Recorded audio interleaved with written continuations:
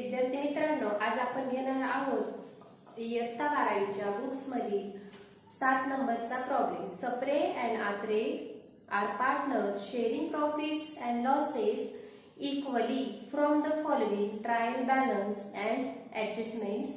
Prepare trading account, profit and loss account for the year ended 31 March 2019 and balance sheet as on that date. म्हणजे बघा, Sapre and Atre हे दोन partner आहे, तर त्यांचा जो प्रॉफिट अँड लॉस येणार आहे तो कसा वाटायचा त्यांना, तर इक्वली वाटायला सांगितलं. आज काही आपल्याला रेशोचं प्रमाण वगैरे दिलेलं नाहीये. जो काही प्रॉफिट अँड लॉस म्हणजे प्रॉफिट किंवा लॉस होईल तो निम्मा निम्मा वाटून द्यायचा. त्याच्यानंतर from the following trial balance and adjustment. आता एक आपल्याला काय ट्रायल बॅलन्स आणि ऍडजस्टमेंट दिली आहे. प्रिपेअर ट्रेडिंग अकाउंट आणि कोणतं अकाउंट बनवायला लावलंय, तर trading account, profit and loss account आणि बॅलन्स शीट 31 मार्च 2019. त्याच्यानंतर बघा, आता ऍडजस्टमेंटचे टिक करून घ्या. अगोदर इनरच्या टिक करून घ्या. इनरचे टिक बघा, आज रिटर्न्स दिलेले आपल्याला. डेबिट साइडला परचेसेसच्या खाली रिटर्न्स दिले 800 रुपये. करा सेल्स अकाउंट वर एक टिक. क्रेडिट साइडला सेल्स दिलेले, त्या सेल्स वर एक टिक करा. तसंच क्रेडिटला सेल्स दिलेले हे सेल्स होतील परचेस मधून लेस, म्हणजे ऑपोजिट साइड लेस करायची. मग परचेस सेल्स डेबिट साइडला, तर क्रेडिट साइड लेस करायची, म्हणजे क्रेडिटचे रिटर्न लेस करायचे. आणि क्रेडिट साइडला सेल्स असतात तर त्याच्या डेबिट साइडचे काय करायचे, रिटर्न्स लेस करायचे. त्याच्यानंतर पुढे बघा, मशिनरी ऍडिशन्स ऑन 1 ऑक्टोबर 2018 याची सध्या टिक करण्याची गरज नाही. आता पुढे बघा, closing stock is valued at ₹23,000. Closing स्टॉकची कोणत्याही आयटमवर टिक करण्याची गरज नसते. त्याच्यानंतर पुढचे adjustment, depreciate land and building at 5% and machinery at 10%. करा मग लँड अँड बिल्डिंग आणि मशिनरीवर एक एक टिक, दोघांवर एक एक टिक करा.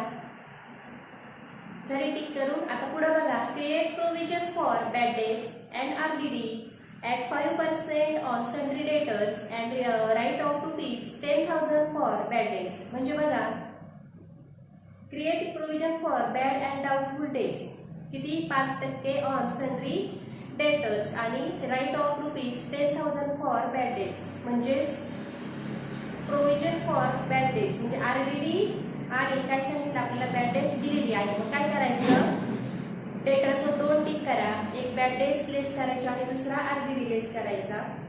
आता पुढे बघा, goods worth ₹3,000 were sold but no entry was found in the books of account. म्हणजे काय, तर 3,000 रुपयाचा माल विकला पण त्याची अकाउंटच्या बुक मध्ये एंट्री केलेली नाहीये. मग करा, सोल्ड झालं म्हणजे सेल्स केलं, सेल्स वाढणार म्हणून बघा, सेल्स वर एक रिटर्नची टिक आणि ही दुसरी टिक, विकली त्याची 3,000 रुपयांचा माल विकला, ही दुसरी टिक करा.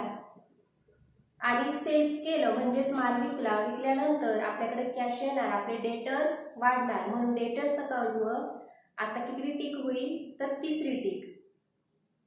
त्याच्यानंतर बघा, आउटस्टँडिंग कॅरेज ₹500. आउटस्टँडिंगचा कोणताही आयटम आला तर काय करायचा, त्या आयटम मध्ये ऍड करायचा आणि दुसरा इफेक्ट बॅलन्स शीटच्या लायबिलिटी साइडला. मग बघा, तुम्हाला आता आउटस्टँडिंग कॅरेज बघा, कॅरेज दिलेलं आहे ट्रायल बॅलन्स मध्ये 1,200 रुपये. किती, 1,200 रुपये कॅरेज दिलेलं आहे. आपल्याला कॅरेज अजून देणं बाकी किती आहे, म्हणजे बघा 1,200 दिलेलं आहे, अजून देणं बाकी आपले 500. मग करा, कॅरेजवर एक टिक.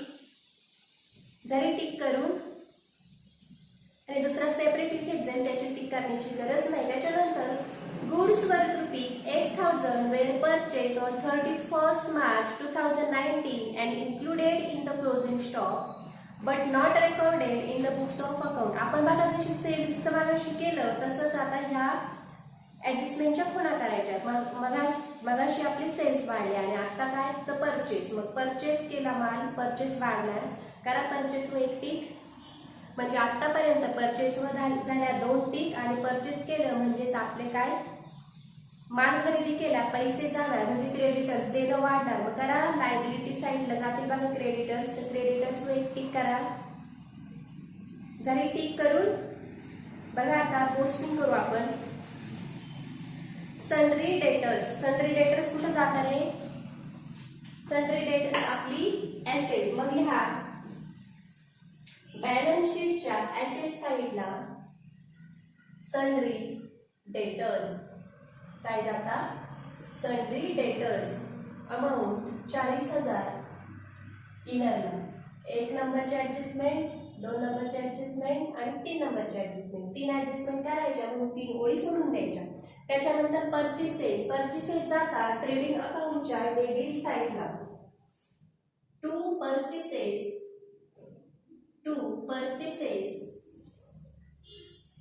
65,000 रिटर्नची 1 खूण आणि अनरेकॉर्डेड परचेसची 1 खूण म्हणजे 2 ओळी सोडून द्या. रिटर्न्स आलेले बघा, हे डेबिट साईडचे रिटर्न कुठून लेस करायचे? इथून बाय सेल्स इथे लिहून ठेवायचं. लेस रिटर्न्स, डेबिटचे रिटर्न क्रेडिट साईड मधून, आणि क्रेडिटचे रिटर्न डेबिट मधून म्हणजे परचेस मधून. डेबिटला परचेस असतात म्हणून क्रेडिटचे रिटर्न परचेस मधून आणि डेबिटचे रिटर्न सेल्स मधून. आता हे डेबिटचे रिटर्न आले म्हणून ऑपोजिट साईड क्रेडिट मधून लेस करा. जेव्हा सेल्सची अमाऊंट येईल तेव्हा काय करायचे? रिटर्न्स लेस करायचे. ओपनिंग स्टॉक 18,000, हे बघा इथे टू ओपनिंग स्टॉक 18,000. त्याच्यानंतर land and building 10,000, 10,000.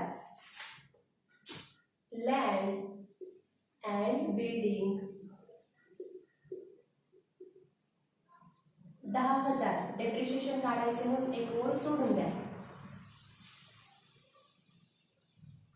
Carriage, carriage जाता कुठं?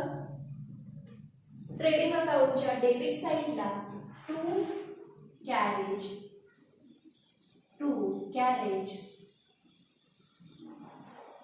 1200 रुपये. ऍडजस्टमेंट म्हणून 1 ओळ सोडून दिली आपण. त्याच्यानंतर रेंट, रेट्स अँड टॅक्सेस. कोणता item? Rent, rates and taxes. Rent, rates and taxes. Profit and loss अकाउंटच्या डेबिट साईडला to rent, rates and taxes. Rent, rates and taxes म्हणजे सुद्धा आपला खर्च. मग या प्रॉफिट अँड लॉस अकाउंटच्या डेबिटला 1,000 रुपये. त्याच्यानंतर ड्रॉइंग, ड्रॉइंग आलेली आज आपल्याला पार्टनर्स कॅपिटल अकाउंट ओपन करायला लावलेले नाहीये म्हणून डायरेक्ट इथं लेस करून द्यायची. लेस ड्रॉइंग, इथं सुद्धा लेस drawing.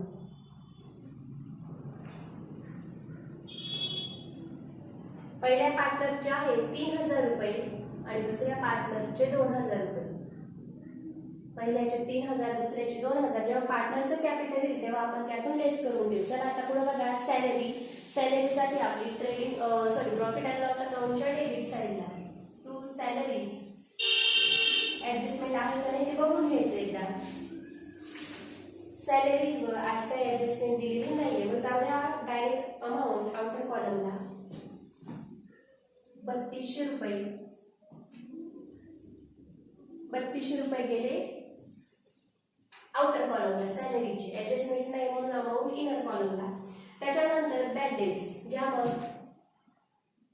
To bad debts. Bad debts म्हणजे बुडीत कर्ज. कर्ज बुडाला पैसे गेले तर प्रॉफिट अँड लॉस अकाउंटच्या डेबिट साईडला 1,000 रुपये.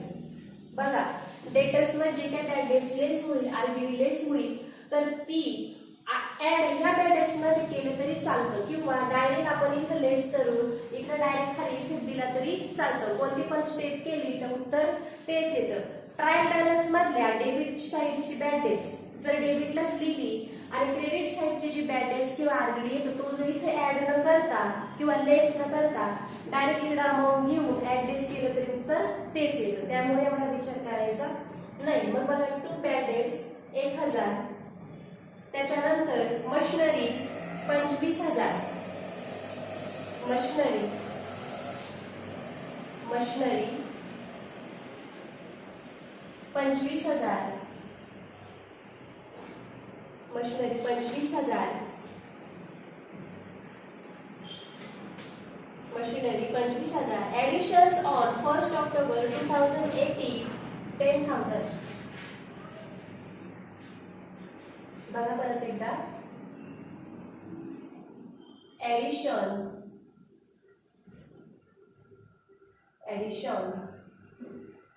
on 1st October 2018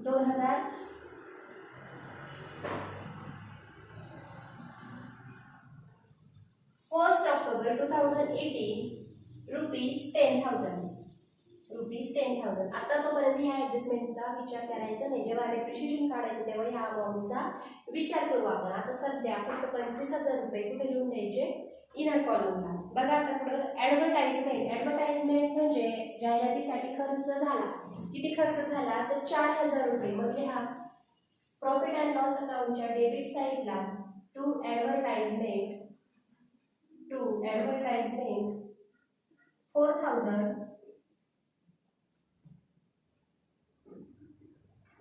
4,000 लिहिलं 4,000. त्याच्यानंतर बघा प्रोव्हिडंट फंड इन्व्हेस्टमेंट म्हणजे आपली ऍसेट. लिहा मग प्रोव्हिडंट फंड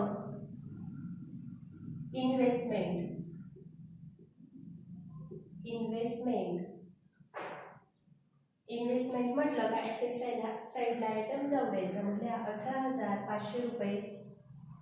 त्याच्यानंतर सेल्स बघा आता सेल्सची अमाऊंट आली. किती आली? तर 85,000 रुपये. किती? 85,000 रुपये.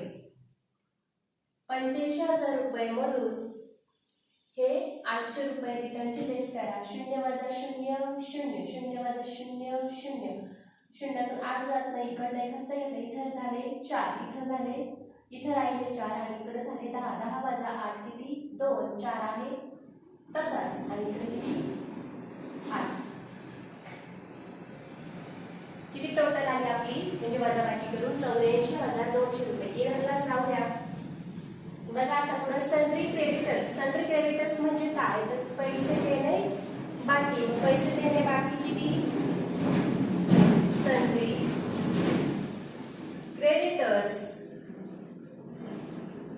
Creditors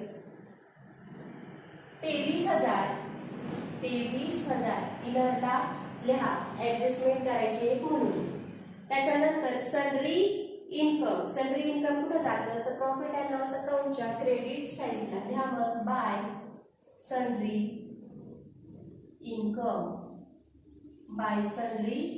income profit and loss अकाउंटच्या क्रेडिट साइडला 2,000 रुपये.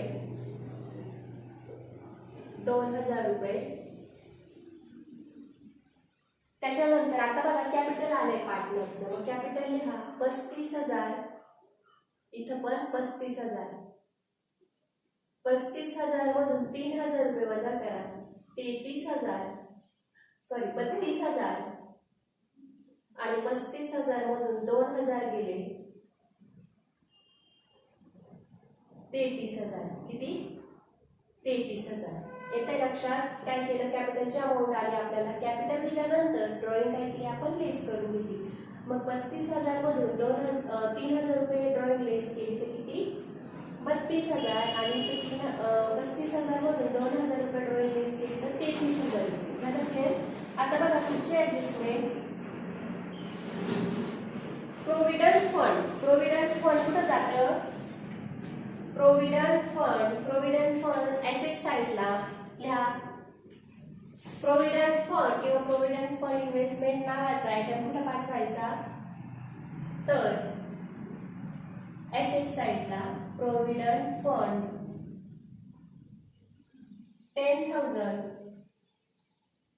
त्याच्यानंतर रिटर्न्स बघा क्रेडिट साइडचे रिटर्न डेबिट साइड मधून लेस करायचे. म्हणजे इथं करा लेस रिटर्न्स 1,500 रुपये. 0 वजा 0 0 0 वजा 0 0. इथे 0 5 वजा होत नाही म्हणून इथं झाले 10. 10 वजा 5 5. इथे राहिले 4, 4 वजा 1 3 आणि 6 आहे तसाच. किती? 63,500 रुपये. किती उत्तर आलं आपलं? 63,500 रुपये. आता बघा commission pre receive. Commission pre receive नावाचा आहे तर पाठवायचा लायबिलिटी साईडला. किती अमाऊंट आहे त्याची? 800 रुपये. किती? 800 रुपये. लिहा मग कमिशन प्री रिसीव्ह 800 रुपये.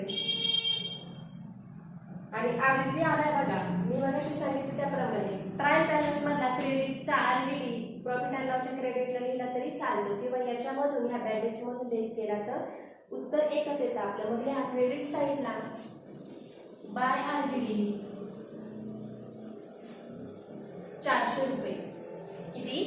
400 रुपये. आता बघा हे झालं आपलं, ही झाली आपली ट्रायल बॅलन्सची पोस्टिंग. त्याच्यानंतर बघा आता ऍडजस्टमेंट करू. Closing stock is valued at ₹23,000. मग किती? क्लोजिंग स्टॉकचा बॅलन्स 23,000 रुपये आज दिलाय. मग क्लोजिंग स्टॉकचा पहिला इफेक्ट ट्रेडिंगच्या क्रेडिटला बाय क्लोजिंग स्टॉक 23,000 रुपये.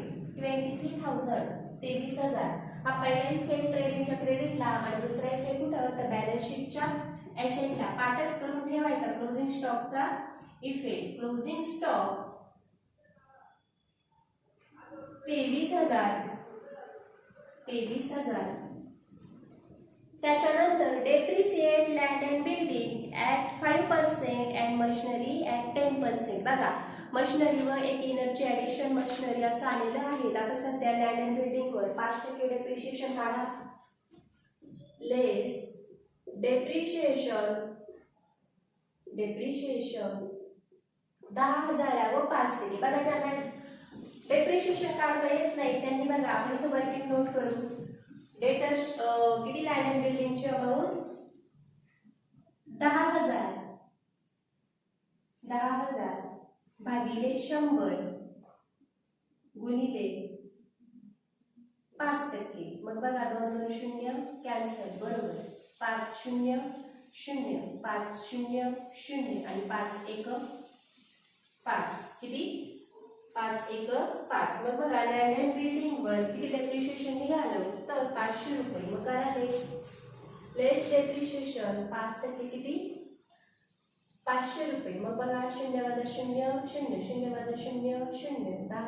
इथे 10 झाले. 10 वजा 5 5 9 9,000 किती? 500 रुपये. मग जाऊया 9,500 रुपये आउटर कॉलम. येथे लक्षात डेप्रिशिएशन काढून घेतलं. ज्यांना येत नाही त्यांनी बघा कसं काढलं ते. आणि 10,000 मधून 500 रुपये वजा केले. 9,500 रुपये राहिले आपले. ते पाठवले आपण आउटर कॉलमला. डेप्रिशिएशन झालं म्हणजेच आपला लॉस झाला. पैसे गेले. मशिनरी लँड अँड बिल्डिंगचा काय झाला तर घसारा झाला. झीज झाली एवढी 500 रुपयांनी. तर बघा आता याचा इफेक्ट द्यायचा प्रॉफिट अँड लॉसच्या डेबिट साईडला. टू डेप्रिशिएशन फर्स्ट नंबरला लँड अँड बिल्डिंग 500 रुपये. किती? 500 रुपये. त्याच्यानंतर आता पुढे बघा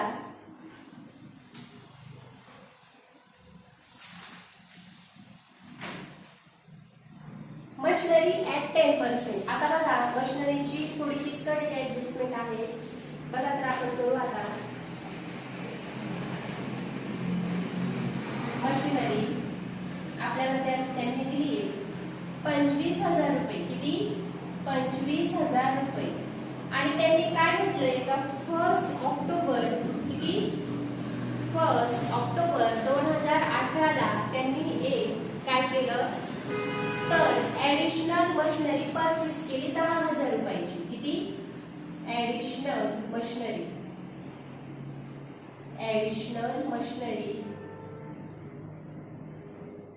10,000 रुपये. हे बघा ही नंतरची मशिनरी 10,000 रुपये. कधी ती खरेदी केली तर 1 ऑक्टोबर 2018 या तारखेला. मग 1 October 2018 to 31 March 2019 म्हणजे बघा 1 ऑक्टोबर 2018 टू 31 मार्च 2019. जर 25,000 मधून 10,000 रुपये ऍडिशनल मशिनरी आहे तर उरलेली किती, तर हे बघा असं काढायचं ते 25,000 मधून 10,000 रुपये वजा करायचे. मग उरलं किती 0 0 0 5 वजा 0 5 2 वजा 1 1 15,000 रुपये. किती 15,000 रुपये. आता बघा हे 1 ऑक्टोबर 2018 टू 31 मार्च 2019 बघा फर्स्ट म्हणजे 1 ऑक्टोबर तारीख दिली, मग ऑक्टोबर महिना पूर्ण करायचा. मग बघा मोजा महिने ऑक्टोबर नोव्हेंबर डिसेंबर जानेवारी फेब्रुवारी आणि मार्च. किती ऑक्टोबर नोव्हेंबर डिसेंबर जानेवारी फेब्रुवारी आणि मार्च 6 महिने. किती 6 मंथ. मार्च महिना का बरं धरला तर शेवटची 31 तारीख आहे म्हणजे हा मार्च महिना पूर्ण घ्यायचा. म्हणजे हे झाले 6 महिने 15,000 रुपये 12 मंथ. म्हणजे हे 12 महिने आपल्याकडे मशिनरी आहे 15,000 रुपयाची. फक्त याच्यामध्ये घेतले ऍडिशनल 10,000 रुपये. मग बघा आता 15,000वर आपल्याला किती टक्के डेप्रिशिएशन काढायला लावलं. मशिनरीवर 10% म्हणजे ही 15,000 रुपयांवर 10% काढा. मग 15,000 भागिले 100 गुणिले 10%. 2 2 0 कॅन्सल. 10 0 0 10 5 50 50 0 5 5 10 1 10 10 आणि 5 15. किती 15. हे बघा हे झालं आपलं पहिल्या मशिनरीवरचं डेप्रिशिएशन. हे आपल्याकडे 12 महिने असणारे म्हणून 12 महिने असणारे आपल्याकडे 15,000 रुपयांची 25,000 पैकी आपल्याला त्यांनी काय सांगितलंय ते ऍडिशनल म्हणजे 10,000 रुपयाची ऍडिशनल आहे. तर ऍडिशनल कसं काढलं दोघांची वजाबाकी करून नाही ऍडिशनल दिलेली आहे. आता पहिली कशी काढली आपण तर दोघांची वजाबाकी करून 15,000 रुपये पहिली आणि ही सेकंड. मग बघा आता 6 महिने. आता व्यवस्थित बघा 10,000 भागिले 100 गुणिले 10,000 भागिले 100 गुणिले 10%. मग बघा 2 2 0 कॅन्सल. 10 0 0 10 0 0 10 1 10. कसं करते बघा मी तर हे उरलेले हे 100 आणि त्याला गुणिले किती घ्यायचे तर 10 घ्यायचे म्हणजे 10% आहे म्हणून. आणि दोघांचा गुणाकार करून घ्यायचा. उत्तर आलं आपलं 1,000 रुपये. मग हे 1,000 रुपयाला भागिले हे 1,000 रुपये 12 महिन्यांचे. किती महिन्यांचे 12 महिन्यांचे. मग बघा याने याला भाग द्या. 1,000 रुपयाला 12 ने भाग द्या. आपल्याला एका महिन्याचे काढून घ्यायचे. मग द्या भाग. 12 ने एकाला भाग जात नाही. 12 ने 10 ला पण भाग जाणार नाही. 12 ने 100 ला भाग द्या.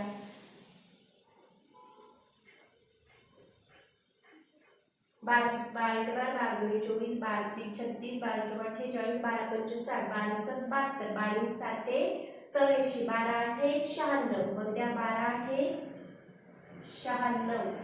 मग 100 मधून 96 वजा केली किती होतात 4.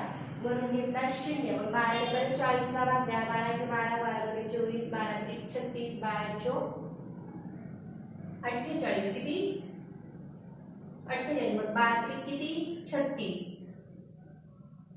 बघा शून्यातून 6 वजा होत नाही. इकडनं 1 घेतला इथे झाले 10 10 मधून 6 गेले उरले 4. मग बघा इथे 3 उरला होता. 3 वजा 3 0.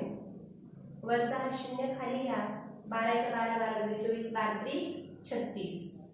मग बघा आता इथं परत 40 मधून 36 वजा केले किती उरता 4 उरता. इथं पॉइंट घ्या. इथे एक 0 घेतला. 12 1 12 12 24 12 36. परत एक 0 परत 4 राहिले. मग परत 40 झाले. 12 किती 36. म्हणजे तेच उत्तर येईल आता कंटिन्यू.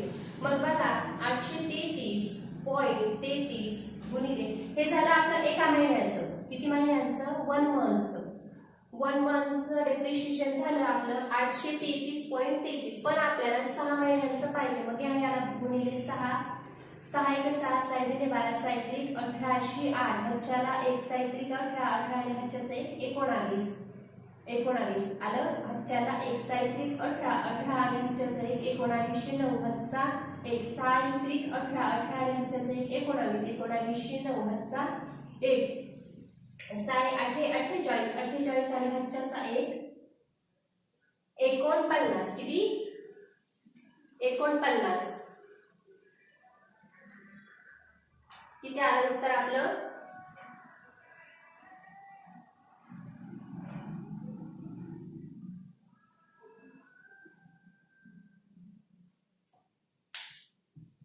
बघा तर इथं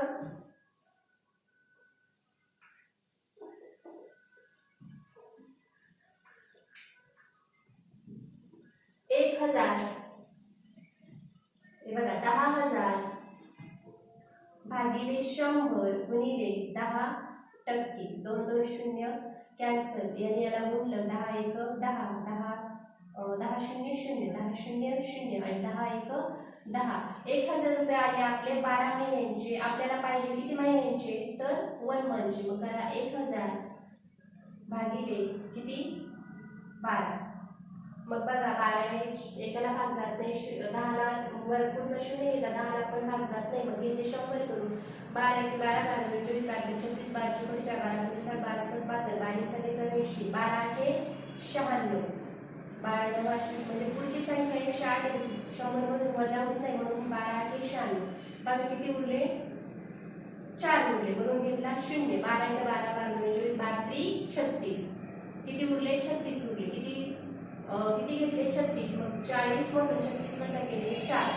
इथं पॉईंट द्या 1 0 घेतला 12 × 12 12 24 12 36. मग बघा इथे 36 4 परत 1 0 घेतला 12 36 4 घेतला. मग बघा 83.33 गुणिले 6 महिने आपल्याला एका महिन्याची मिळाली. किती महिन्याची तर 1 मंथचे डेप्रिशिएशन. किती महिन्यांचे तर एका महिन्याचं डेप्रिशिएशन मिळालं आपल्याला 83.33 गुणिले 6 साहित्रिक 1808 ह्याच्याला 1 साहित्रिक 18 आणि 1 19 ह्याच्याला 1 साहित्रिक 18 आणि 1 19 ह्याच्याला 1 येते लक्षात 6 8 48 आणि ह्याच्याचा 1 49. बघा गुणाकार करून साहित्रिक 1808 ह्याच्याला 1 साहित्रिक 18 18 आणि ह्याच्याचा 1 19 19 9 ह्याचा 1 साहित्रिक 18 ह्याचा 1 19 19 9 ह्याचा 1 6 8 48 48 आणि ह्याच्याचा 1 49. आता एक लक्षात घ्या किती संख्यानंतर हे दशांश चिन्ह आलेले आहे तर 2 संख्येनंतर म्हणजे 2 संख्या सोडून इथं दशांश चिन्ह द्यायचं. आणि बघा कोणत्याही दशांश चिन्हाच्या पुढच्या संख्यानंतर जर इकडच्या साईडला इथं म्हणजे इथून पुढं जर 5 च्या पुढची संख्या आली 5 6 7 8 9 तर एक काय करायचं याच्यामध्ये प्लस करायचा. मग बघा 9 आणि 1 10 0 ह्याचा 1 9 आणि 1 10 0 ह्याचा 1 4 अधिक 1 5. डेप्रिशिएशन आलं आपलं डेप्रिशिएशन 500 रुपये. किती 500 रुपये. बघा आता समजलं नसतं तर परत एकदा बघून घ्या. 10,000 रुपये आपली सेकंड मशिनरी 10,000 रुपयांवर 10,000 वर आपण 10% डेप्रिशिएशन काढून घेतलं ते किती आलं आपलं 1,000 रुपये. 1,000 रुपये आलं पण ते किती महिन्यांचं आलं तर 12 महिन्यांचं. किती महिन्यांचं 12 महिन्यांचं. आपल्याला पाहिजे किती महिन्यांचं 6 महिन्यांचं. मग बघा डायरेक्ट याच्या निम्म केलं तरी चालेल. ज्यानं कॅल्क्युलेशन येतं तरी त्यांनी 1,000 रुपयाच्या हाफ किती ते 12 मंथचं आणि त्याच्या हाफ 500 हे झालं 6 महिन्यांचं. एवढं कॅल्क्युलेशन करत बसण्यापेक्षा असं डायरेक्टली केलं तरी चालतं किंवा कॅल्क्युलेशन करून सोडवलं तरी चालतं. हे बघा एका महिन्यात 1,000 ला भागिले 12 महिने 12 महिन्यांच्या 12 महिन्यांवरून किती महिन्यांचं काढलं आपण एका महिन्याला गुणिले परत 1 महिन्याचं जे उत्तर आलं डेप्रिशिएशन त्याला गुणिले किती 6 महिने करून घेतले. 6 महिने केल्यानंतर आलेलं उत्तर आपलं किती डेप्रिशिएशन म्हणजे 499.98 आला. 98 आल्यानंतर पॉईंटच्या नंतर जर 5 च्या पुढच्या संख्या आल्या तर 1 प्लस करून घ्यायचा म्हणजे वाढवून घ्यायचा तर किती 500 रुपये. मग बघा जर असं हाफ करून दिलं तरी चालतं किंवा कॅल्क्युलेशन करून सोडवलं तरी उत्तर तेच येतं. आता त्याच्यानंतर पुढे बघा झालं डेप्रिशिएशन काढून. आता बघा हे डेप्रिशिएशन लेस करा इथून. लेस डेप्रिशिएशन बघा. आता डेप्रिशिएशन लेस करण्या अगोदर ऍड करून घ्यायचे. बघा ही मशिनरी होती आपल्याकडे 12 महिने 15,000 रुपयांची. मग बघा हे 15,000 आणि हे 500 रुपये, सॉरी 1500 आणि 500 रुपये हे नंतरच्या मशिनरीवरचं डेप्रिशिएशन. टोटल किती 2000 रुपये. मग टोटल डेप्रिशिएशन करा इथून लेस डेप्रिशिएशन 2000 रुपये. 25,000 मधून 2000 गेले 23,000. किती उरता 23,000. येते लक्षात. आता बघा त्याच्या पुढची adjustment. Create provision for bad and doubtful debts at 5% on sundry debtors and write off ₹1,000 bad debts. 1,000 रुपये bad debts दिलेले आणि 5% RDD काढायचं. तर हे करण्या अगोदर बघा 4 नंबरची ऍडजस्टमेंट अगोदर आपण करून घेऊ. बघा गुड्स वर्थ ₹3,000 वेअर सोल्ड. 3,000 रुपयांचा माल विकला. आपले सेल्स वाढला. ऍड अनरेकॉर्डेड हे आपण थोडं खाली घेऊ. Closing stock by closing stock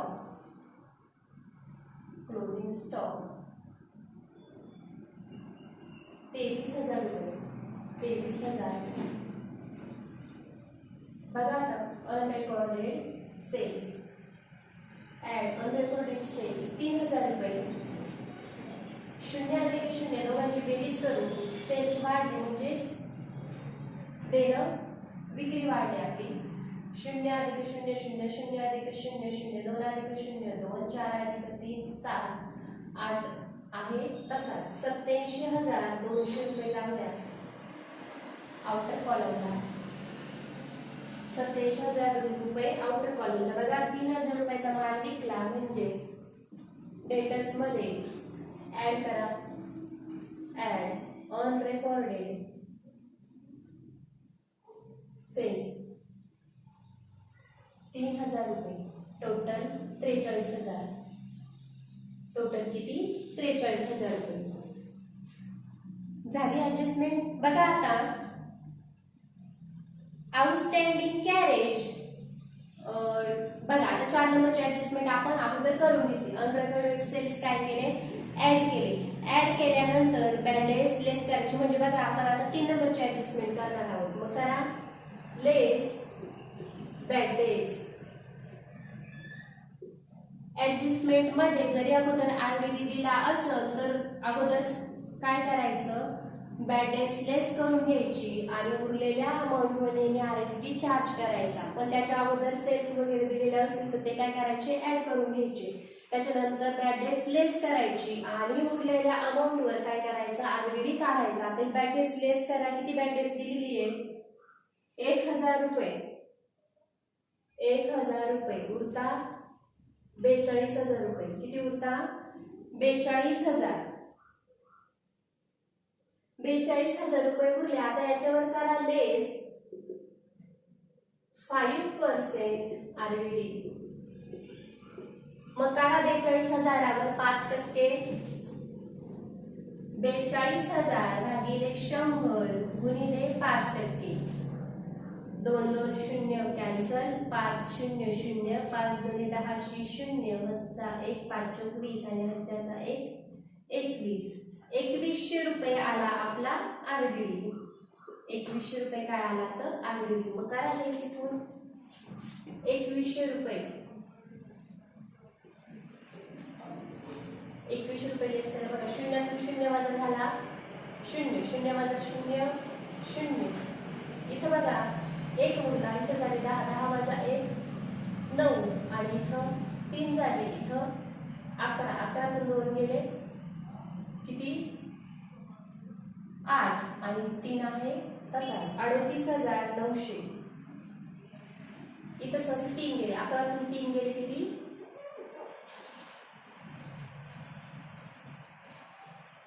11 तून 2 गेले 9 उरले. किती उरले 9. 39,900 रुपये. किती उरतात? 39,900 रुपये. मग बघा आता बॅड डेट्स, आरबीडी दोन्ही पण पैसे बुडाले, आरबीडी पण खर्च, आरबीडीचा पण लॉस झाला, म्हणजे किती 1,000 आणि हे 2100. जाऊ द्या प्रॉफिट अँड लॉस अकाउंटच्या डेबिट साईडला to bad debts. Bad debts किती आली आपली?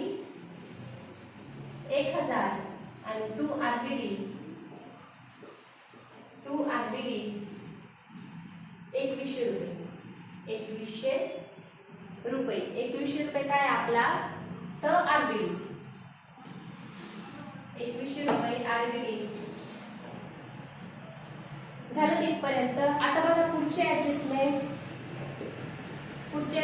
घेऊ आपण आता. Outstanding carriage. बघा आउटस्टँडिंग नावाचा कोणताही आयटम आला तर काय करायचं, तर त्या आयटम मध्ये ऍड करून द्यायचं. म्हणजे बघा आपल्याला अगोदर देणं असतं, त्या देण्यामध्ये अजून काय असतं, तर आउटस्टँडिंग म्हणजे देणं बाकी राहिलेलं असतं. ते काय करायचं, त्या आयटम मध्ये ऍड करून दुसरा इफेक्ट देणं बाकी म्हणजेच आपला खर्च येतो.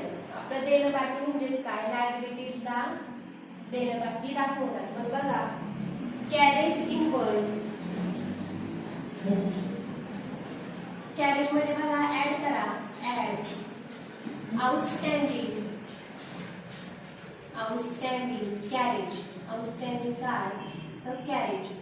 किती अमाऊंट आहे त्याची आउटस्टँडिंग कॅरेजची? 500 रुपये. किती?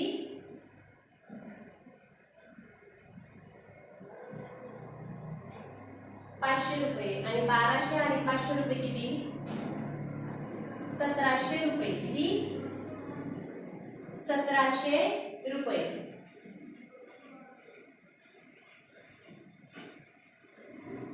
1700 रुपये बघा इथं. आता इथं ऍड झाले, लायबिलिटीज वाढली म्हणून लिहा इथं आउटस्टँडिंग कॅरेज. म्हणजेच काय, तर देणं बाकी एवढं राहिलंय आपलं अजून. आउटस्टँडिंगचा दुसरा इफेक्ट लायबिलिटी साइडला आउटस्टँडिंग कॅरेज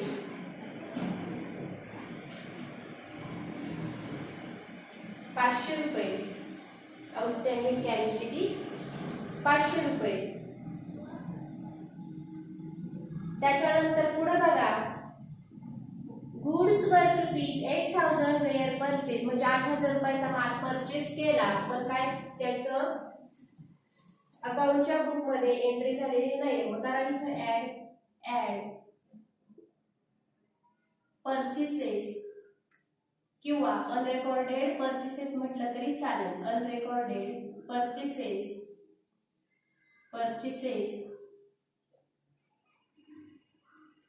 8,000 रुपये. किती? 8,000 रुपये. अनरेकॉर्डेड परचेज अमाउंट आज 8,000 रुपये. मग ऍड करा 0 अधिक 0 0 0 अधिक 0 0 5 अधिक 0 5 8 आणि 3 11. 11शी 1 घरचा 1 6 आणि 1 7. 71,500 रुपये. किती? 71,500 रुपये. 71,500 रुपये अनरेकॉर्डेड परचेस. बघा परचेस केलं, परत पैसे देणं वाढलं आपलं. मग काय इथं ऍड अनरेकॉर्डेड परचेसेस 8,000 रुपये. 8,000 ऍडिशन करा 0 अधिक 0 0 0 अधिक 0 0 0 अधिक 0 0 8 आणि 3 11शी 1 खर्च 2 अधिक 1 3 31,000 रुपये. किती? 31,000 रुपये. जाते आउटर कॉलमला. झालं क्लिअर? आता बघा ऍडजस्टमेंट वगैरे आपल्या सर्व करून झाले, इफेक्ट पण देऊन झाले. आता बघा आपण टोटल घेऊ ट्रेडिंग अकाउंटच्या क्रेडिट साईडची. आता आपल्याला टॅली करायचं. मग ह्या ट्रेडिंग अकाउंटच्या क्रेडिट साईडची टोटल, ट्रेडिंग अकाउंटच्या क्रेडिट साईडची टोटल घ्या 87,200 रुपये अधिक 23,000.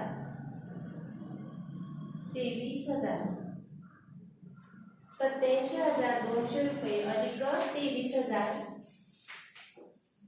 0 अधिक 0 0 0 अधिक 0 0 2 2 7 आणि 3 10 0 1000 1 8 आणि 2 10 10 आणि 1 11 ही झाली डेबिटची टोटल.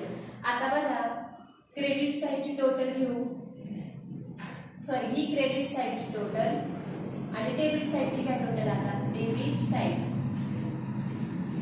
18,000 परचेसेसची अमाऊंट 71,500 रुपये. कॅरेजची अमाऊंट 1,700 रुपये. करा ऍड मग 0 अधिक 0 0 0 अधिक 0 0 5 आणि 7 12 12 2 1 8 आणि 1 9 9 आणि 2 11 11 1 1 7 आणि 1 8 8 आणि 1 9 91,200 रुपये. करा इथून लेस 91,200 रुपये. 0 0 2 वजा 2 0 इथं राहिला 0 इथं झाले 10 10 वजा 1 9 10 मधून 9 गेले उरला 1. ग्रॉस प्रॉफिट म्हणा याला. Gross profit to gross profit carried down 19,000 रुपये. 19,000 आणि दोन्ही मोठ्या बॅलन्सला म्हणजेच क्रेडिट साईडच्या अमाऊंटला टॅली करून द्या ट्रेडिंग अकाउंट. मग बघा 1,10,200 रुपये 1,10,200 रुपये 1,10,200 आणि 1,10,200 रुपये. 1,10,200 ला 1,10,200 हे झालं 10. जर आता हे ट्रेडिंग अकाउंट. आता पुढचं घेऊ आपण प्रॉफिट अँड लॉस अकाउंट. कोणतं अकाउंट तर profit and loss account. Profit and लॉसची टोटल घेण्या अगोदर बघा हा बॅलन्स पाठवायचा. ग्रॉस प्रॉफिट कॅरेट डाऊनचा हे बघा इथं by gross profit brought down 19,000 रुपये. किती बघा आता आपण ग्रॉस प्रॉफिट ब्रॉट डाऊन केला. आता आपण याची टोटल घेऊ. 19,000 प्लस 2,000 आणि हे 400 म्हणजे 2,400 रुपये. बेरीज करा 0 अधिक 0 0 0 अधिक 0 0 0 अधिक 4 4 9 आणि 2 11 11 1 4 1 1 आणि 1 2 21,400 रुपये. किती 21,400 रुपये. 21,400 रुपये आलं. ह्या 21,400 रुपयाची क्रेडिट टोटल. आता बघा आयटम एकदा चेक करून घ्या. लँड अँड बिल्डिंग त्याच्यानंतर बघा मशिनरी टू मशिनरी आयटम व्यवस्थित लिहून घ्यायचे. हे पाठवून द्यायचे म्हणजेच टॅली करायला प्रॉब्लेम येत नाही. हे 2,000 रुपये. मशिनरीचं डेप्रिशिएशन 2,000. मग बघा आता या डेबिटची टोटल 1,000 3,200 4 आणि 1 5,000 5,000 आणि 1 6,000 6,000 आणि 2 8,600 8,600 आणि हे 2,000 0 0 6 आणि 2 8 3 आणि 1 4 8 आणि 4 12 12 आणि 2 किती 14 14,800 रुपये. बघा 21,400 क्रेडिटची टोटल वजा 14,800 डेबिटची टोटल. करा आता वजा बाकी 0 वजा 0 0 0 वजा 0 0 4 मधून 8 जाते म्हणून किती झाले इथं 14 14 मधून 8 वजा केले किती होता 6 इथं झाले 5 इथं झाले 11 11 5 वजा केले 6 इथं 1 उरला 1 वजा 1 0 6,600 रुपये आला आपला नेट प्रॉफिट.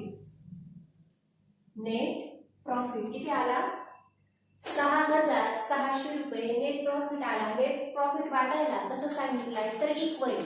कसा वाटायचा तो इक्वली वाटायचा. मग इक्वली वाटा 6,600 भागिले 2 पार्टनर. मग या 2 बेत्री 6 6 वजा 6 0 वरून घेतला 6 बेत्री 6 6 वजा 6 0 हा 0 घेतला वरचा बे 0 0 0 वजा 0 0 हा बघा हा 0 खाली घेतला मग बे 0 0 3300 रुपये. इक्वली सांगितला तर दोघांना 3300 रुपये वाटून द्यायचे.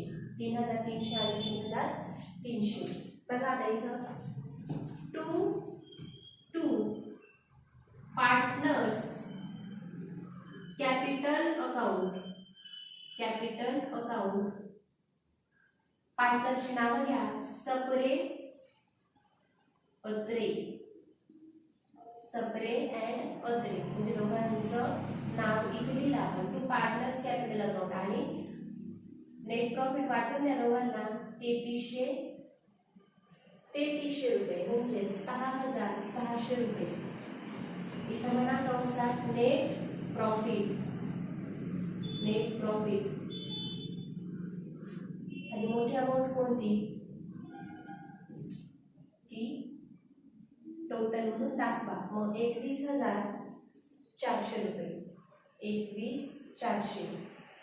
इथं पण 21,400 रुपये. बघा profit and loss account tally होत आहे आपलं 21,400 रुपयांना. आता करायचं ऍड कॅपिटल मध्ये, add net profit, add net profit 3300 रुपये, ऍड नेट प्रॉफिट 3300 रुपये. 0 अधिक 0 0 0 अधिक 0 0 3 आहे तसाच 0 3 मिळवले तर 3च. 3 अधिक 2 5 3 35,300 रुपये. 0 अधिक 0 0 0 अधिक 0 0 0 अधिक 3 3 3 अधिक 6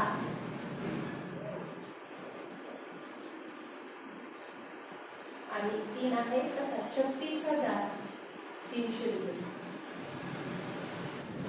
बघा आता आपण नेट प्रॉफिट इकडं ऍड करून घेतला. आता आपल्याला या अकाउंटची टॅली करायची. या अकाउंटची टॅली करण्याबद्दल बघा हा प्रोव्हिडंट फंड आपल्याकडे इकडे लिहिण्यात आला. तर हा कोण काय आपली लायबिलिटी. मग लिहायचं प्रोव्हिडंट फंड. प्रोव्हिडंट फंड म्हणजे काय तर आपलं देयबाकी राहिलेली प्रोव्हिडंट फंडची किती, प्रोव्हिडंट फंड 10,000 रुपये. किती 10,000 रुपये.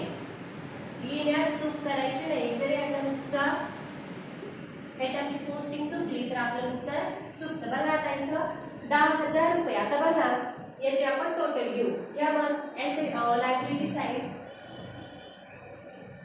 35,300 रुपये, 36,300 रुपये, 36,300. त्याच्यानंतर 31,800 रुपये आणि 10,500 रुपये. या मग इथं 0 0 मिळवले 0 0 0 मिळवले 0. 8 5 13 13 आणि 3 किती 16 16 आणि 3 19 19 9 हंचा 1 6 आणि 5 11 12 आणि 5 1 13 13 3 4 1 3 1 3 3 2 7 3 3 9 आणि 2 किती 11. ही झाली आपली लायबिलिटीज. आता आपण घेऊ ऍसेट्स. ऍसेट्स घ्या मग ऍसेट साइडला 39,900 रुपये अधिक 9,500 रुपये 23,000 18,500 18,500. त्याच्यानंतर 23,000 क्लोजिंग स्टॉकचे सुद्धा 23,000. घ्या आता टोटल बघा 0 अधिक 0 0 अधिक 0 2 0 5 आणि 5 10 10 आणि 9 19 19 9 10 1 9 आणि 9 18 18 आणि 1 19 19 आणि 8 1 मिळवलं 20 20 आणि 8 28 28 आणि 2 किती 30 30 आणि 3 33 33 3 पंचाला 3 3 3 7 6 3 9 2 11 1,13,900 रुपये. हे झालं आपले टॅली 1,13,900 1,13,900. या मग इथं लायबिलिटीज आणि ऍसेट साइडला 1,13,900 रुपये आणि 1,13,900 रुपये. बघा, आयटम व्यवस्थित लिहायचा, लिहिण्यात चूक करायची नाही. एक जरी ऍसेट लायबिलिटीचा इकडे तिकडे इफेक्ट झाला किंवा आयटमची पोस्टिंग झाली तर आपलं उत्तर चुकतं. मग आयटमची पोस्टिंग आपण व्यवस्थित करून घेतली, त्याच्यानंतर ट्रेडिंग अकाउंट टॅली केलं, बॅलन्स इकडं प्रॉफिट अँड लॉसला पाठवला. प्रॉफिट अँड लॉसचा जो काही नेट प्रॉफिट येईल तो कुठे पाठवला आपण, तर लायबिलिटीला. नेट प्रॉफिट कॅपिटल अकाउंट मध्ये ऍड केला आणि ऍड केल्यानंतर बॅलन्स काउंटरला पाठवले आणि आपले टॅली होत आहे आज 1,13,900 रुपयांना. याचप्रमाणे आपण पुढचा प्रॉब्लेम सुद्धा बघणार आहोत.